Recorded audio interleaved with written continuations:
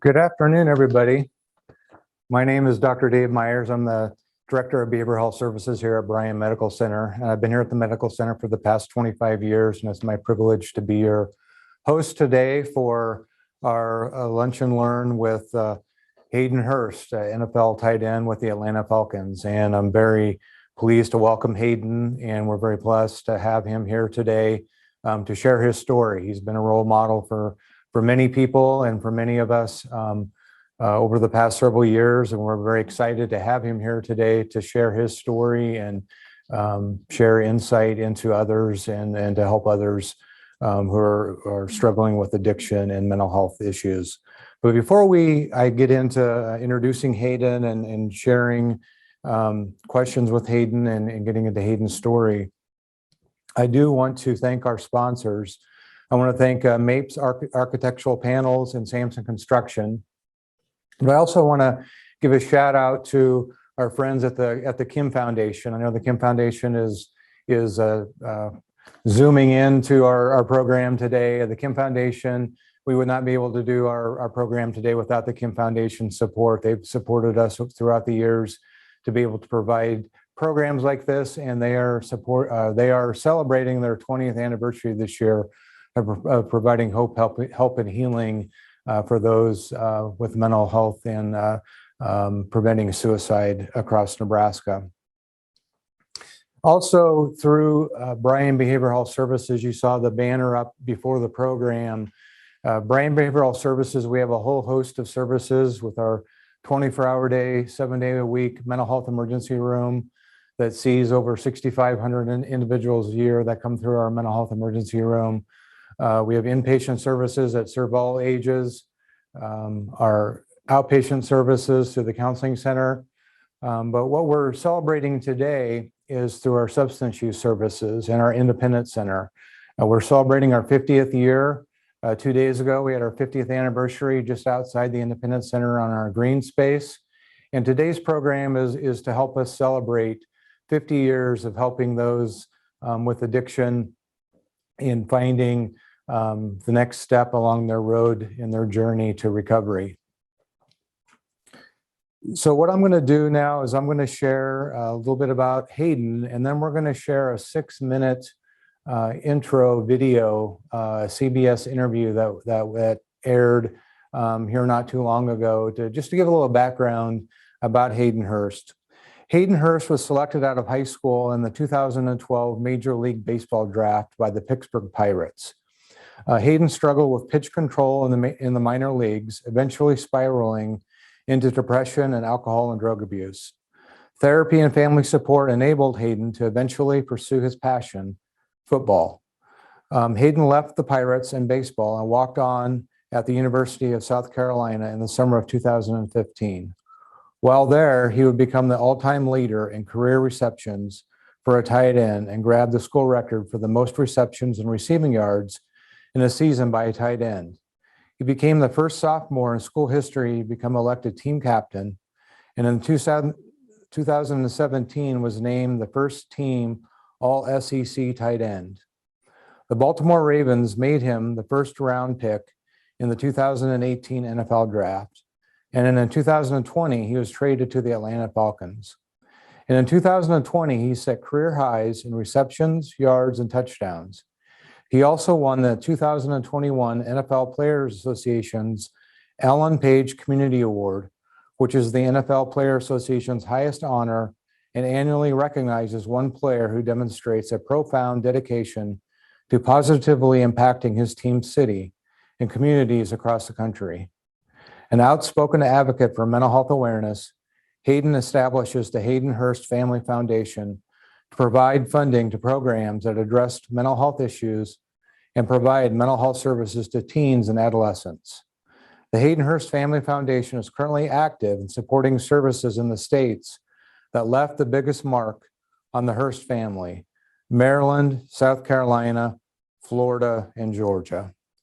So we're going to move into the video, but as we go through the program today, feel free to enter any comments or questions into the chat box. And if we have time at the end of the program or before the end of the program, we'll try to get to some of your questions.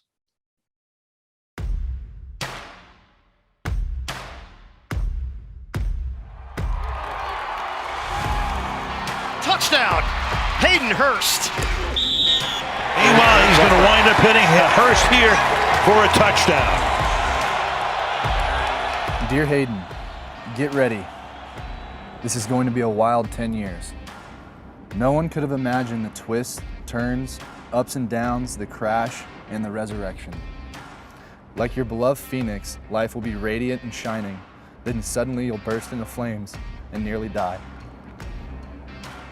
Only to be reborn from the ashes to become a first-round NFL pick.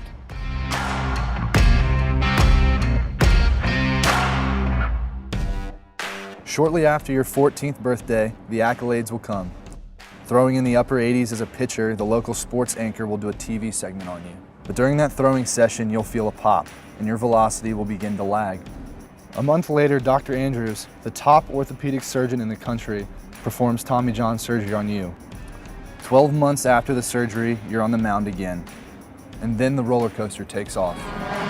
Kennedy fires a pass, complete to number 81. In high school, you'll play both football and baseball, and by your senior year, you'll be one of the top pitchers in the country.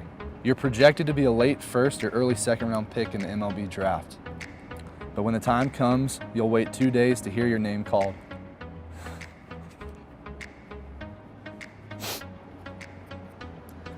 It will damage your ego.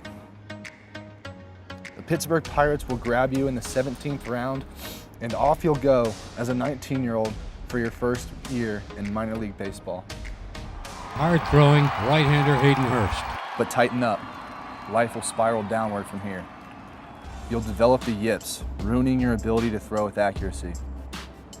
You'll tumble into depression and spend thousands of dollars on therapy, but it will all fail you. You'll turn to alcohol and drugs to kill the pain. You'll be in a precipitous free fall, and that will bring on more drugs and nightly drinking until you black out. Finally, in 2015, at the age of 21, you'll leave during spring training and retire from baseball. The baseball dream will be dead.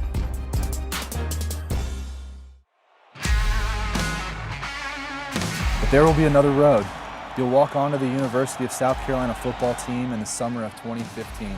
You'll have some success, but the demons of depression will still have a hold on you, and the drugs and drinking will only escalate. After a drunken night on the town, you'll see no escape from the darkness, and in a chaotic moment, you'll make the calamitous decision to take your own life. While sitting in your truck one night, you'll take out a knife and cut your wrist. But God will watch over you.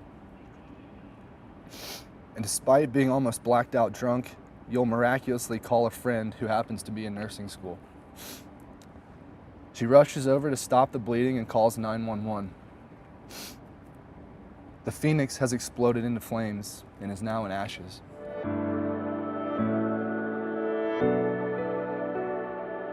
You'll be taken to a local hospital and stabilized, then moved to a psychiatric ward and placed on a 72-hour suicide hold. You'll feel alone, embarrassed, and like you've let everyone down. You'll make a decision right there that you will never be in this position again. You'll tell yourself the rebirth starts now. You decide there will be no more drinking and no more drugs. 5 years later, you'll have kept your promise and be completely clean. South Carolina football will have you in therapy for several months, and you'll make a commitment to be the best football player that you can be. And you'll blossom into one of the top players in the country. And on April 26, 2018, the crowning moment of your comeback, you'll be selected by the Baltimore Ravens in the NFL draft. Along the way, you'll learn to lean on friends, family, doctors, and therapists. You'll realize that despite what you may think, you are not alone in this fight. And you'll channel your hurt, sadness, and anxiety into opportunities for others going through the same struggles. You'll start a charity and raise hundreds of thousands of dollars for programs that address mental health issues and suicide prevention in teens and adolescents. It's going to be an unimaginable 10 years.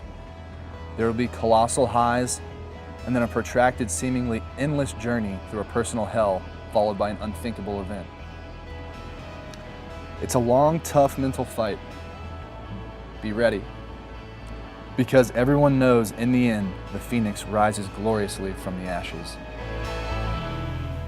Thank you, Hayden Hurst. You saved a lot of lives today. Someone is listening to that right now and is saying, he's telling my story. Well, welcome virtually to Lincoln, Hayden. Thank you for being here today. Thanks for having me. I appreciate it. So after watching the video, that helped set the stage a little bit, but could you set the stage for us a little bit more and kind of go back in time and tell us about when you noticed that something was off, that you just noticed, that you just knew that you weren't feeling like yourself? Right. Kind of as the video said, when I was growing up, I was kind of a phenom athlete. I really just showed up, didn't really have to practice, and I threw harder, ran faster, was just stronger than everybody. I really never experienced any sort of failure whatsoever until I got to the Pittsburgh Pirates down in Bradenton, Florida. So I think probably 2013, after my first kind of half season in Pittsburgh, is really where I kind of noticed a difference. I wasn't having success on the mound. I was letting who was watching really kind of affect the way that I was performing. And not only did it affect me on the field and on the mound, but off the field, I definitely kind of noticed a shift in just socially who I was and how I was acting towards other people. As you were going through that, did you talk to anybody about it? Did anybody know that you were going through those feelings? See, my biggest problem when I was younger was I didn't really have the tools to deal with it. Like I said, I never experienced any sort of failure whatsoever.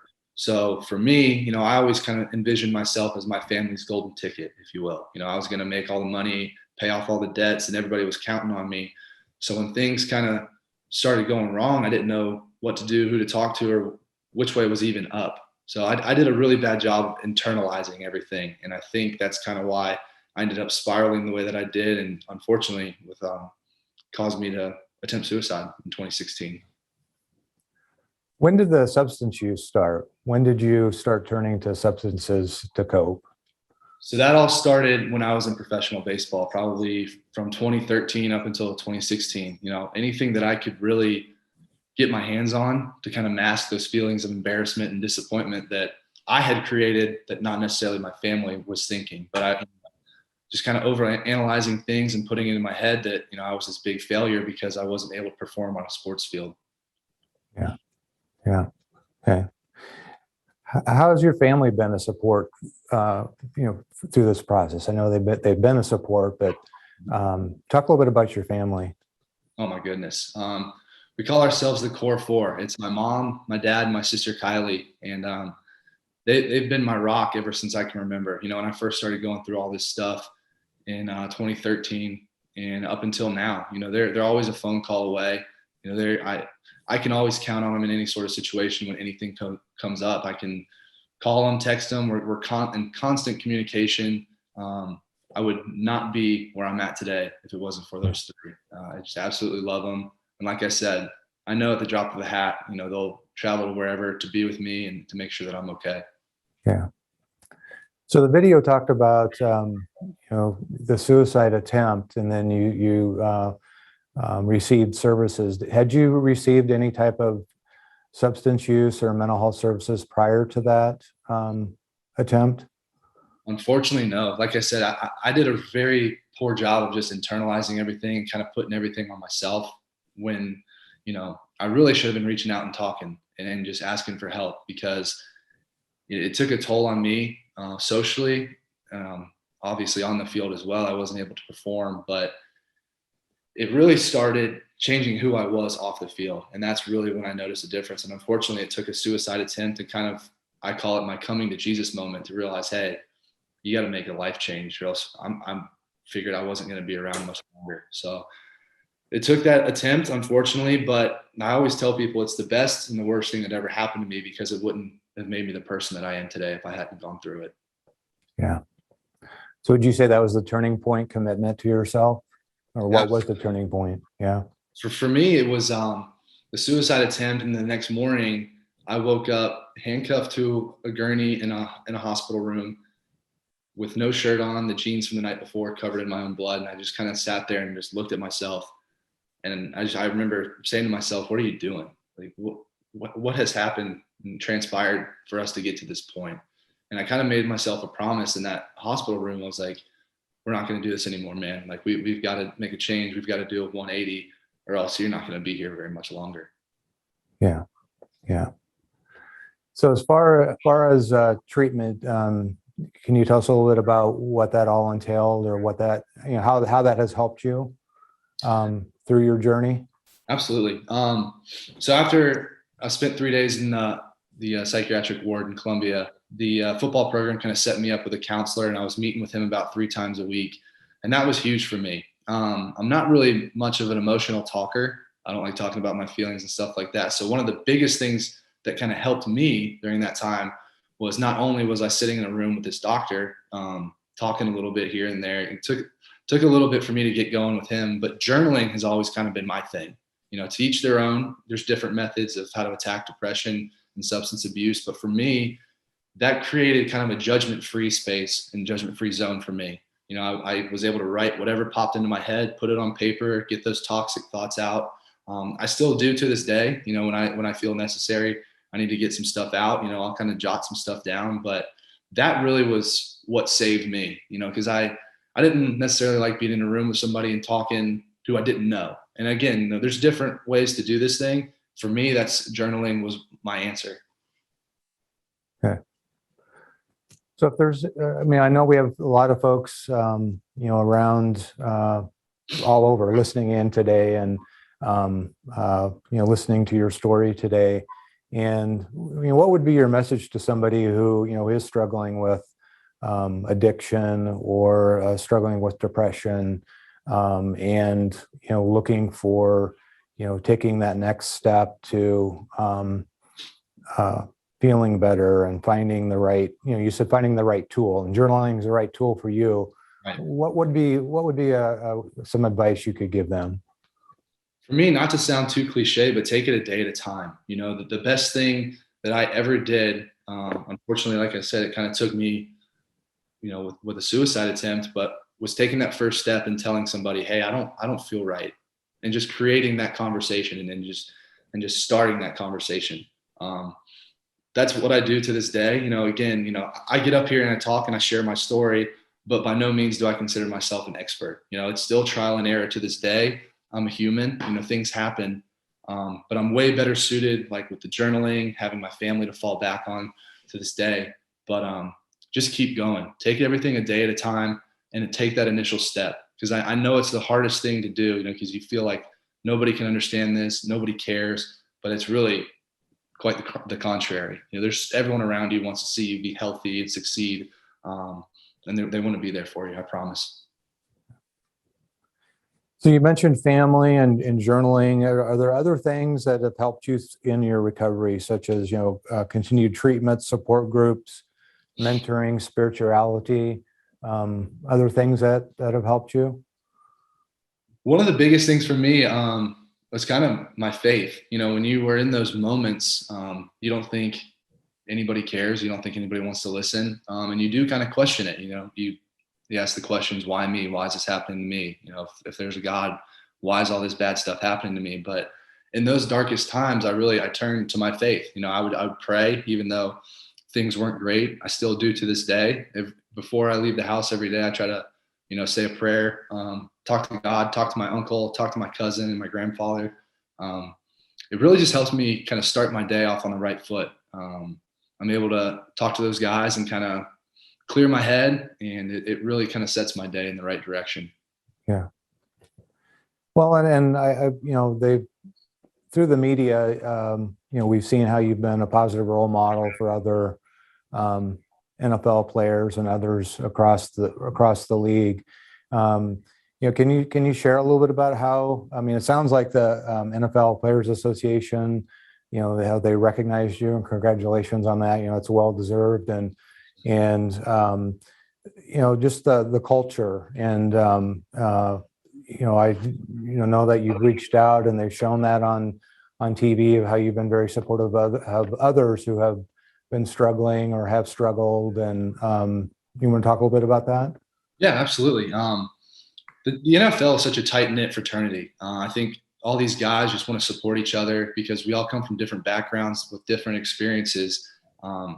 And just, I think it's really cool. You're starting to see this shift from, the NFL being this rough and tough, rugged business to these guys relating with everybody.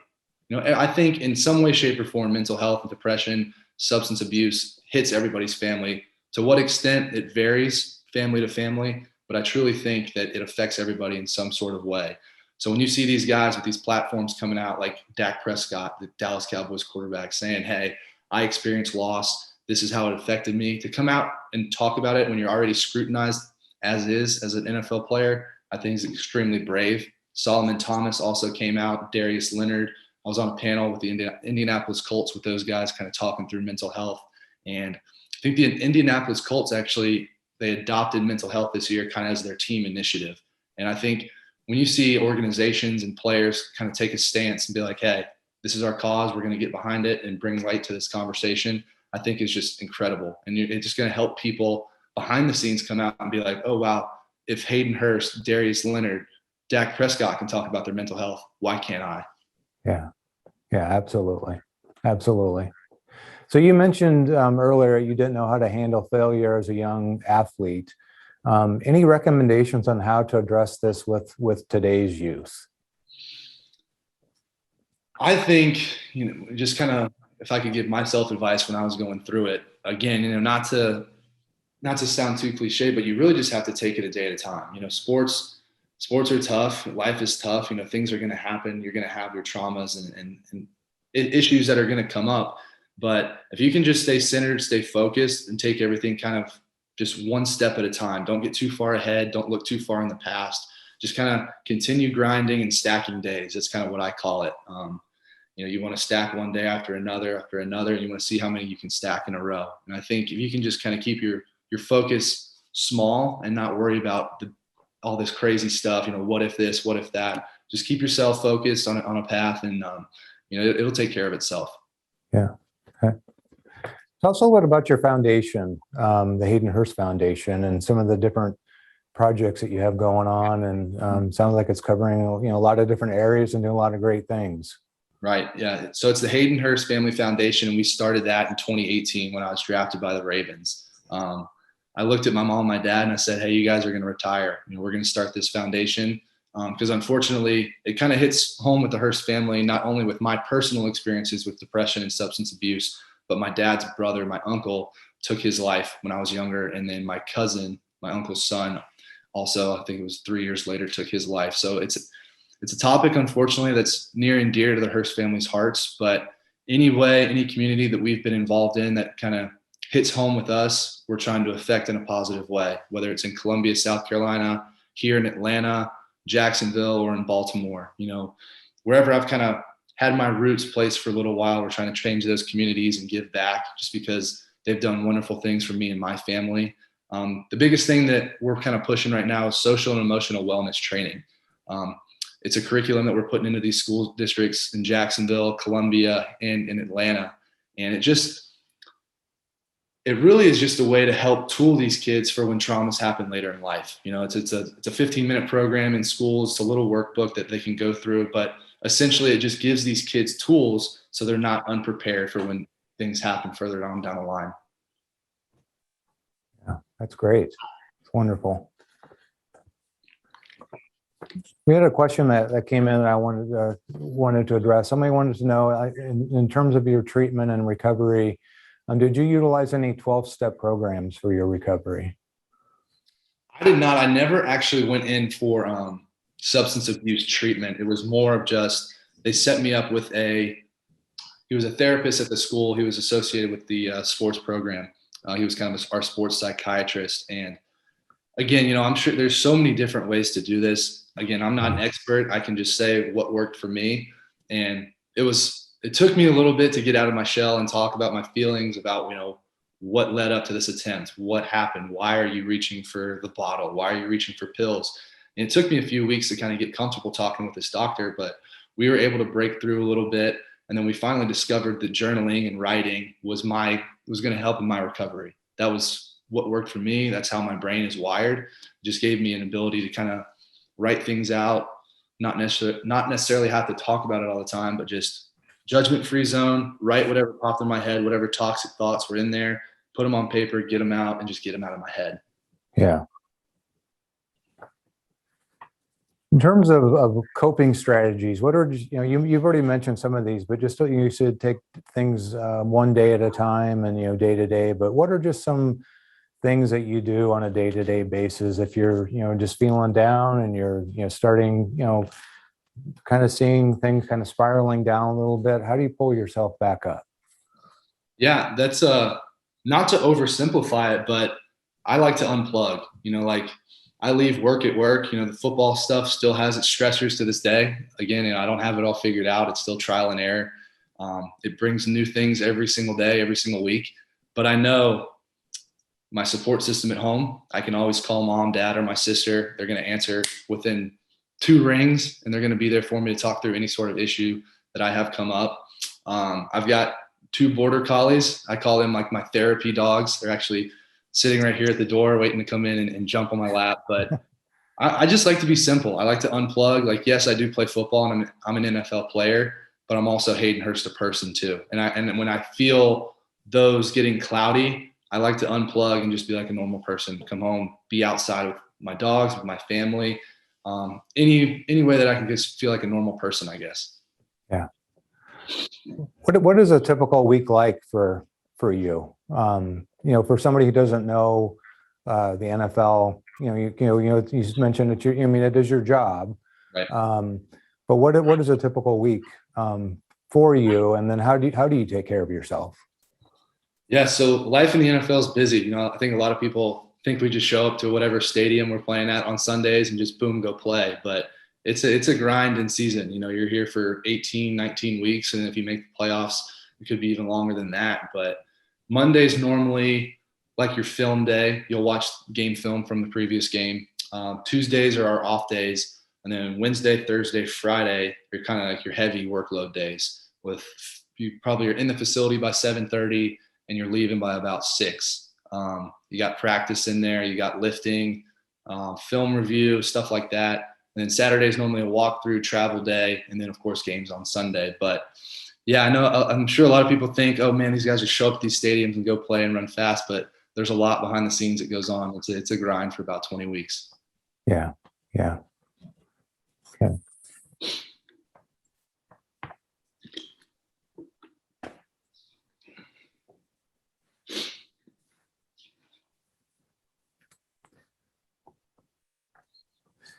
So in terms of we do have another question on here. How do you handle social influences to consume alcohol? Well, that's a very good question, because unfortunately my suicide attempt was at a southeastern college. So tailgating and drinking was really like a huge part of the social scene there.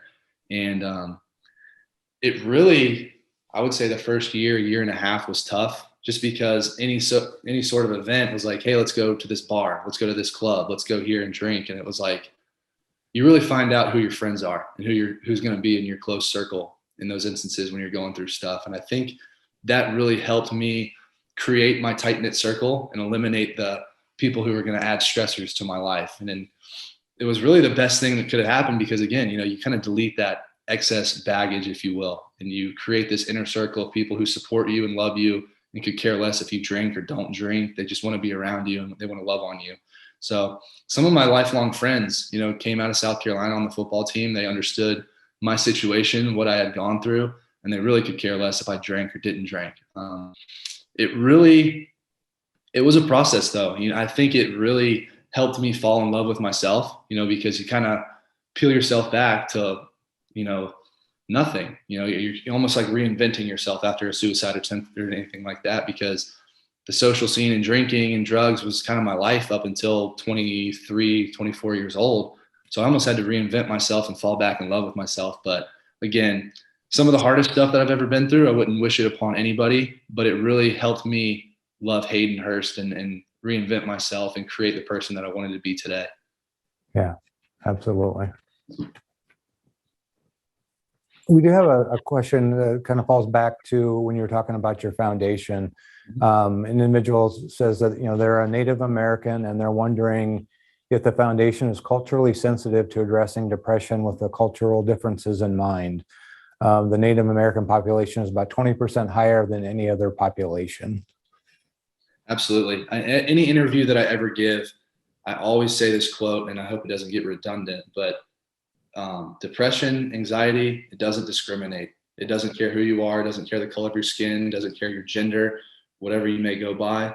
It affects us all. And I think that's the biggest thing that I like to communicate and tell people is it doesn't care who you are. An NFL player, not an NFL player, a white guy, an African-American, it does not matter. It affects us all. And that's why I like to get up here and talk, because I think it just brings us together more. People can relate to each other more. Again, genders, races, it doesn't matter. It's intertwined in all of us. And I think it's just another way for us to communicate and see eye to eye and bring us even closer. Yeah. You know, you had mentioned, and this comes from a question that came in, and it's we have folks that work in involuntary placements, and or in settings that where, and we have a mental health emergency room as well here at Bryan Medical Center, and where individuals are in a place to where they're, not ready to talk about things. And so what advice would you give staff or others to help individuals who are at a place to where maybe they're not ready to share and they're just coming in for the first time, and to support men into sharing and working on some prevalent issues? Just have patience. And I know it's easier said than done. But the best thing that ever happened for me, because again, I was probably the least likely to talk about my emotions and my feelings during the time, because I felt like I was this big, rugged, tough athlete and nobody could relate to me. Nobody could understand me. But just make yourself available. I think that's the best thing my family did. These doctors did. They didn't pressure me into be like, hey, we need to talk about this. We need to get it going. Like, we got to start now. It was never, ever like that. The people around me were like, you're ready. When you feel comfortable, things like that. If you just make yourself available, you'll see it's a slow process, but making yourself readily available in a judgment-free space, I think, is the best thing that you could possibly do for somebody who hasn't broken through and started talking about their feelings yet. If they just know that you're there, on their own, eventually they'll start talking. That's what I did. Yeah. Yeah. It sounds like, when you shared your story that you were at a place to where, you woke up and you were laying there and you, in your mind, you made that decision that, I'm ready, I need to do something. And individuals were there to listen and to provide that support. And those two things just kind of met at the right time. And things opened up and you were able to get the help that you needed. Yeah, absolutely. Kind of that moment when I was in the hospital, like I said, it was pretty much rock bottom for me. I was handcuffed to a gurney, clothes from the night before, really just wondering and trying to understand what I was doing. I didn't know which way was up, but like I said, for whatever reason, I was given a second chance. And in that moment, I did a complete 180. I reached out for help, finally started talking, just felt this burden lifted off my shoulders that I could help get this stuff off and talk to people and everyone around me in my circle. I had played it off in my head for so many years that nobody cares, nobody will ever understand. And it's really the exact opposite. Everybody around you loves you, they care about you, and they want to see you succeed. They want to see you get out of that situation that you're in and to clear your head and get out of that headspace. Yeah. Yeah. Well, with suicide prevention, one of the things when we're out, educating others and talking to others is that, one of the risk factors is that, if you have a family history of suicide, that increases your chance of you have a higher risk of becoming suicidal yourself. Mm-hmm. And so one of the comments is the individuals wants to thank you for sharing your story, and but in terms of in your family history, but their question is, did you know about the death by suicide before your attempt or afterwards? And would that have made an impact on your decision or attempt? So my uncle, he took his life. I was probably, I want to say 10 or 12 years old. And then I think it was 2 years later, my cousin ended up taking his own life. So unfortunately, I think that's part of the Hurst family brain chemistry. It's hereditary. It runs in my family. But yes, I did know about it before my attempt. And I do unfortunately think it had something to do with mine. Maybe subconsciously just kind of affected my decisions down the road. Adding alcohol to an already depressed brain, adding more depressants to a depressed brain, I don't think was necessarily a good thing for me. And then of course, those thoughts and understanding where my uncle and my cousin were at that time in that headspace, because I can relate to it. I understand, the thoughts that come into your head and into a depressed brain. And again, when you add a depressant to it, it just exacerbates the issue and makes it even worse. Yeah. Yeah. And one of the things that, we're always letting folks know, there's that myth that's out there is that, if you talk about it, if you talk about suicide, it makes it worse. And that's absolutely false. The best thing you can do is to bring it out in the open. If you see somebody struggling, ask the question, are you suicidal? Are you doing okay? And I know that, we've already talked about that, that's something that you do and that you're out doing those things. And so again, is that something that you're out promoting and that you're out, you're doing every day? Oh, definitely. When I was going through it, again, you think you're the only person there. You don't think anybody else cares. You're the only one that could ever think these thoughts. And, you try to internalize it and you think that you're tough and you can get through it. And I'm telling you, the best thing that ever happened to me, unfortunately, was that situation where I was in the hospital room, but it forced me to ask for help. And I'm telling you, once you start and you take that first step into your road to recovery and you say, hey, I have an issue. I can't do this on my own and I need a little bit of help. You just feel like this weight is just lifted off of you. And you get out of those. When you have that depressed brain, you have those like dark clouds and you feel like you just can't get through it. You can't get out of it. But I'm telling you, when you make that first step and you say, hey, I have this issue and I don't think I can do it on my own and I really need some help. It's your first step and you just feel like this weight is lifted off of you. It took me a while to get there. Unfortunately, it kind of took a crash and burn moment, but it was the best thing that ever could have happened because, again, it's kind of transformed my life and started me on my own road to recovery. Yeah. Have you ever experienced any judgment or bullying from teammates, other players or coaches in the NFL after taking your stance on mental health? No, that's been the beautiful thing about it. You think you're in the NFL and everybody's tough and, they don't deal with these issues because they're robots or whatever. You see them on Sunday hitting guys, running through people, and it's almost like they're not even people. We're supposed to be these modern day gladiators, but I haven't gotten any sort of negative feedback whatsoever. The NFL and the NFLPA are super supportive of mental health. You're starting to see more players come out and talk about it, taking stances, teams starting to take stances on it. Again, because it's a very relatable topic. And like I said earlier in the show, I think in some way, shape, or form, it affects us all in our lives, whether it's personally or somebody that we love or know in our family. Depression, anxiety, suicide, and substance abuse issues, I think in some way, shape, or form affect us all. So the more we talk about it, the more teams take stances and these guys with these platforms take stances, I think more people are going to start talking about it.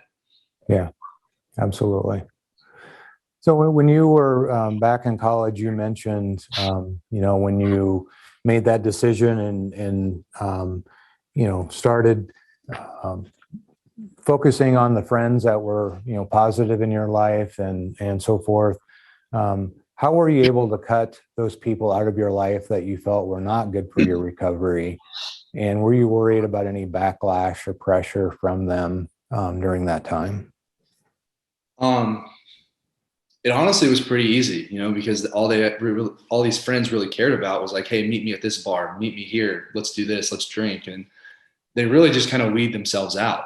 Because I know, and I tell people this to this day, excuse me, I just know that alcohol and drugs don't work for me. And if I would have continued down that path, I probably wouldn't have been around much longer. And I think that really clicked and stuck in my head that I needed to make a change. And if these friends weren't on board, then I didn't need them. Yeah. Okay. So even today, in terms of, in terms of some of the situations that you're in, is it, easy, difficult to stay away from those situations when confronted by individuals that want you to connect with them, to get in those unwanted situations that you're trying to stay away from? I really don't have a problem anymore. Again, I think it comes back to I kind of was at rock bottom and I had to reinvent myself and find out who Hayden Hurst without all the drinking and stuff was. So I really had to fall in love with myself again. And it was like probably a 4 or 5 year process, but I love who I am sober without alcohol. I think I'm a great person. I think I'm a loving person. And you really just have to fall in love with yourself again. That I tell people that all the time. I didn't know who I was without alcohol, because in any sort of social setting, it was, okay, well, take the edge off. Let's drink. Let's do this. Let's do this. But I think people who aren't comfortable with themselves have to lean on alcohol. And once you fall in love with yourself and understand who you are sober without it, you're a beautiful person with lots of love to give. It took me, like I said, probably 4 years to figure that out, but I'm a much better person without it. Sure, my family will tell you the same thing. I'm more tolerable. But yeah, it was putting that stuff down and doing a 180 in my life was the best thing that I ever did. Yeah. Yeah. So as far as your outlook, as far as you mentioned the foundation and some of the things that they're doing, if somebody listening wanted to learn more about your foundation, where would they go? Go to haydenhurstfoundation.com. There's all sorts of information. We're constantly updating our website, trying to put as much information on there as we possibly can. Again, what we're doing right now with the social and emotional wellness training, that information's on there too. I'm sure my mom, Kathy Hurst, she runs the foundation while I'm in season. I'm sure she's got all sorts of stuff up her sleeve in all these communities that we're trying to affect in a positive way. So haydenhurstfoundation.com. We'll constantly keep you guys updated on whatever we're doing and whatever initiatives we're pushing. Okay. And just to remind anybody, if you have any questions, feel free to put those in on the chat. And we're getting towards the end of the program. And I know Hayden has been very gracious to answer any questions. So if anybody has any questions about, anything regarding treatment, feel free to put that in. Looks like we do have a question on there.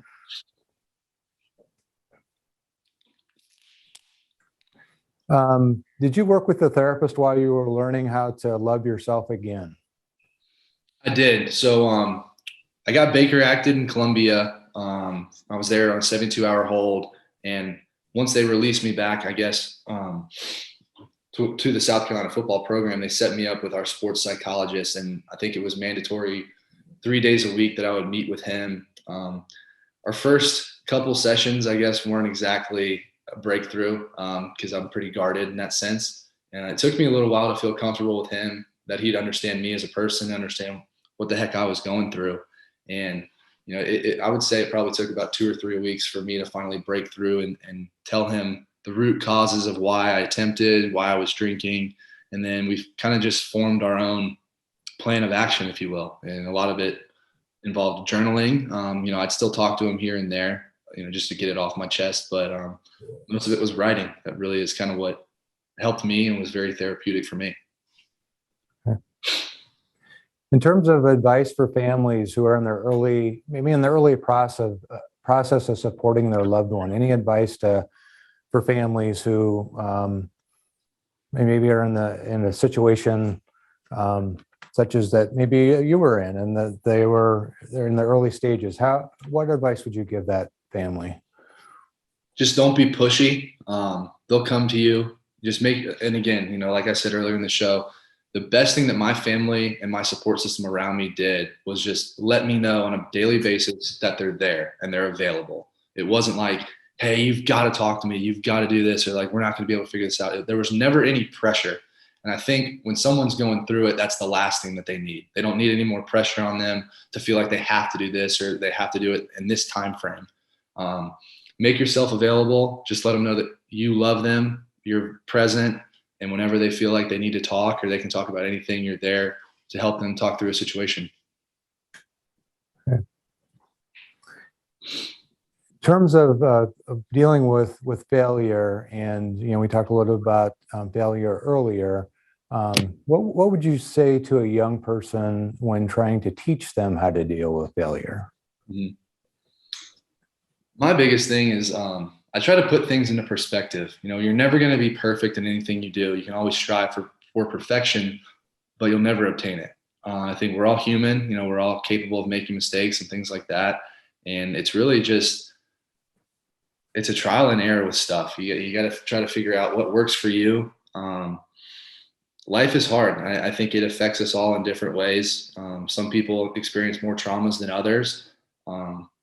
But it's tough. It's an ongoing process. Again, I don't have all the answers. Like, I am in the NFL and I have been able to dig myself out of some dark places, but it's still an ongoing process. Life to this day still throws me curveballs, but I know that I'm in a much better position now to deal with things. I have my support system. I have journaling. I have these other tools in my toolbox, if you will, for when things happen that I know how to deal with them. Yeah. How much emphasis would you give to physical activity in recovery, given that your level of engagement is probably a little bit higher than the average person Right. in the physical activity compared to society at large? I would say physical activity and exercise was one of the best things that I found that worked for me. When I was at South Carolina, literally after I got out of the hospital, out of the psychiatric ward, I went straight back into football. And I was lifting 2 or 3 times a day. I'm sure some of the guys on my team thought I was, brown nosing a little bit to the coaches, but it really, yes, it worked on the football field and it kind of helped me turn myself into a first round pick and everything. But I worked out to clear my head. I was able to lift heavy, turn loud music on, get all that toxic stuff out of my head and release that serotonin in my brain and just feel better about myself. I was able to kind of write my day. If I was in there and wasn't feeling great or kind of had these thoughts, I was able to get in there, lift heavy, run hard, and just get all that stuff out. So physical activity is huge. I still do it to this day. Again, it helps on the football field, but really just helps clear my head. Yeah. What is a personal strength that you discovered as you were discovering yourself that surprised you? I'm way more resilient than I gave myself credit for. I had a lot of stuff thrown at me at a young age, a lot of stuff that I guess most people don't. And I was unfortunately, I made some decisions that in pro baseball that probably weren't the best for my career. But again, it kind of made me who I was, but it taught me a lot about myself. I'm a good person outside of sports. I'm not just Hayden Hurst, the athlete. Like, I'm actually a very good person. I've got a lot of love to give.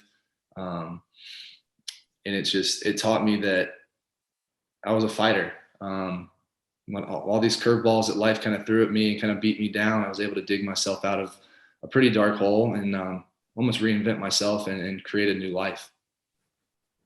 Okay. And we have somebody that says that their son plays football and they're worried about head injuries and concussions. And they're wondering to know if you've experienced injuries of that nature before. I've never been diagnosed by a trainer with concussions or anything. I think it's at the level that I play, you almost have to kind of assume the risk. But I always tell people, younger youth sports with football, I don't know if the kids necessarily are physically where we're at yet. So the collisions aren't as bad. I don't think there's a ton to worry about. That's also my personal opinion. I know people think differently, but once you get to the upper levels of football, I think that's where maybe it becomes more of a concern, when guys are more physically developed and the collisions are a little bit more violent than they are at a youth spot. I don't know how I would approach it. Just let kids be kids. I think they'll kind of figure it out if they want to play football. If they don't, you can't keep your kid in a bubble forever. And that's what my dad used to always tell everybody around me. You kind of have to let kids be kids. And I'm not telling anybody how to parent, but that's maybe how I would approach it. They'll figure it out if they want to play. If they don't want to play, they'll kind of find their own niche. Absolutely. Yeah. So if you were to, give a message to those listening that you wanted to, you wanted everybody to remember, what would that be? Kind of the thing that me and my family always try to say when we do these talks is don't make permanent decisions on temporary feelings. Again, I've been there. I've been in that headspace. You reach for the bottle, you reach for pills, whatever you can get your hands on, and you feel like you'll never get out of that headspace. You feel like you're trapped. You feel like nobody's there. But when you start this road to recovery and you finally let people in and you tell them how you feel, I know, and I'm a big NFL player, and I like to think that I'm as tough as they come, but I couldn't do it on my own. When I finally started reaching out for help, I was able to break through, and I really felt a shift in my life. Because everyone around you in your circle rallies around you. When you kind of say you're feeling suicidal or you don't want to be here and you have these thoughts that creep into your head, they'll jump and they'll be there for you. And I know everyone in my corner did. When I had my moment and my suicide attempt, they were there in the drop of a hat. So taking that first step and starting that road to recovery is the best thing that you could possibly do. Yeah. Well, thank you, Hayden, for being here today and for sharing your story and your insights and answering everyone's questions. I greatly appreciate it. I've been looking forward to this day for since we knew that you were coming, and I know everybody's really appreciative of you being here. For those listening, if you're wanting to know as far as resources, feel free to go to the Bryan Health.org website and look up behavioral health. We do have a phone number, 402-481-5981. That will take you to the Bryan Behavioral Health Services. We also have online screenings. If you are wondering what symptoms that you might have, we have depression, anxiety, alcohol, substance use, many types of different screenings that you can take on our website that will tell you whether or not the signs and symptoms are there. It's not a diagnostic tool, but it's a good way to start the process, and you can print those off and take those with you to your family physician and get that conversation started to determine next steps as far as your road to recovery. But feel free to reach out if you have any questions. We do have resources here that will help provide that direction to you. And I want to thank everybody for connecting today. We do have another program coming up on October 14th. Taya Kyle will be presenting at, we're actually going to have that offsite at St. Mark's Church, talking about post-traumatic stress disorder. And you can register for that on our website as well. Thanks everybody for connecting today. And I want to again thank our sponsors, MAPES, Architectural Tiles, Samson Construction, and the Kim Foundation for all that they've done for supporting this for our programs. Thank you.